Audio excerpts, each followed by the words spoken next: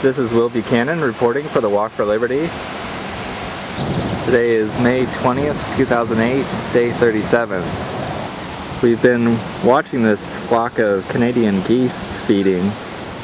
They had been relatively spread out over an area feeding, but when I came out to film them, they all ran away and huddled together around the adults.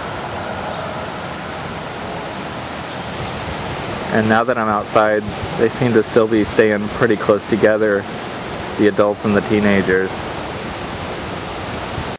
I haven't been showing this as much recently because I didn't want it to get repetitive. So it's kind of turning into cool colors. The first blister, I don't know what happened, but it looks red or like blood's in it.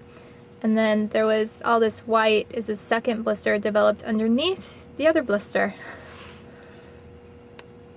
It's cooled off significantly from yesterday.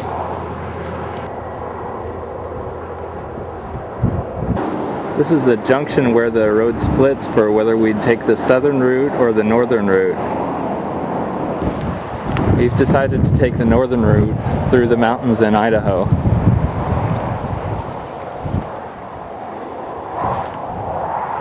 So instead of continuing southeast through Oregon, we'll be crossing a bridge into Washington State today. If you've been following this video blog for a while, you know that the decision between taking the northern route versus the southern route through Idaho is something that I had been contemplating. I had actually made the decision to go north a few days ago. It's interesting that with that one fork in the road, our experience on this walk will be completely different. There will be different places we see, different people we meet, and different things that happen to us. Of course, every decision you make takes you on a different path through life. Even choices you make that you might consider relatively small or benign might have effects more far-reaching than you realize. Ultimately, the choice of the path you take in life is yours and yours alone.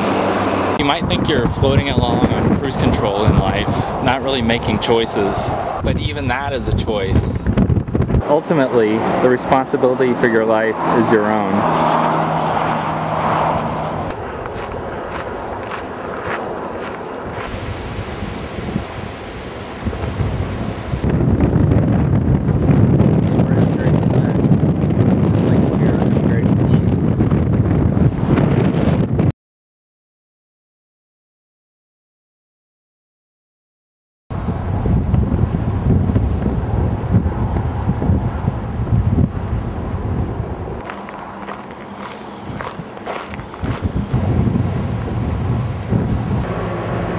I'm guessing there's all these stores here just on the other side of the river from Washington because Oregon doesn't have any sales tax. So many people might like to come right across from Washington just so they don't have to pay that tax like they do in Washington. We're about to cross the bridge into Washington, the second state on the Walk for Liberty. As you can probably tell, the winds are really gusty. I had a hard time walking straight going over this bridge that was over the interstate before we got to this next bridge over the Columbia River.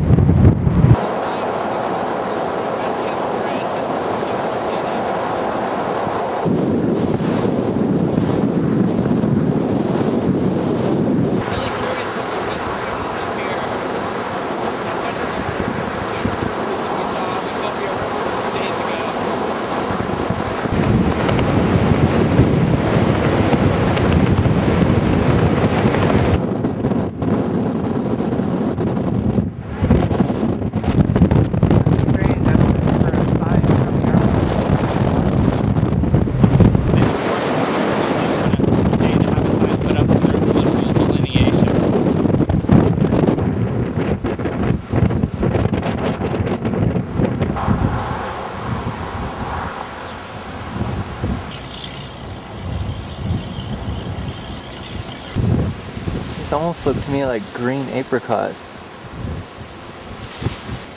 I guess I must have been right.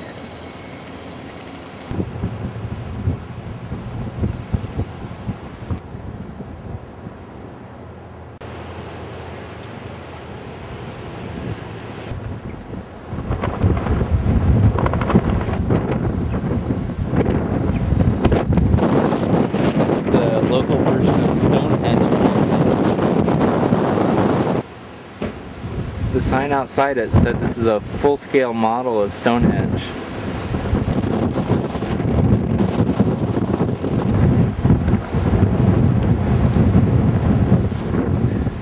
I find it fascinating how quickly nature reclaims human construction.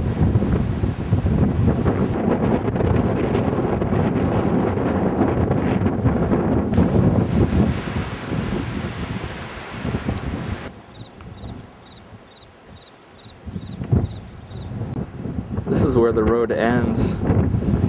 This, if you get closer, actually looks like it's part of the road that sunk down into the ground. Maybe it didn't have a very good foundation. It looks to me like there's a stampede of something running up the hill.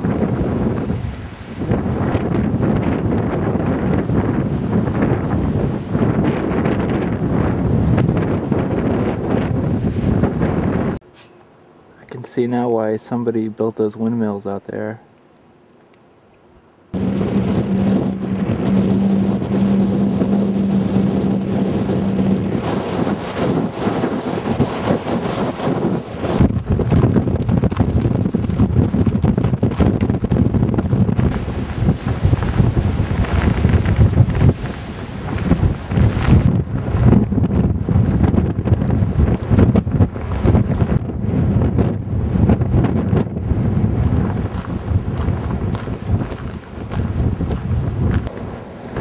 We went 9.07 miles.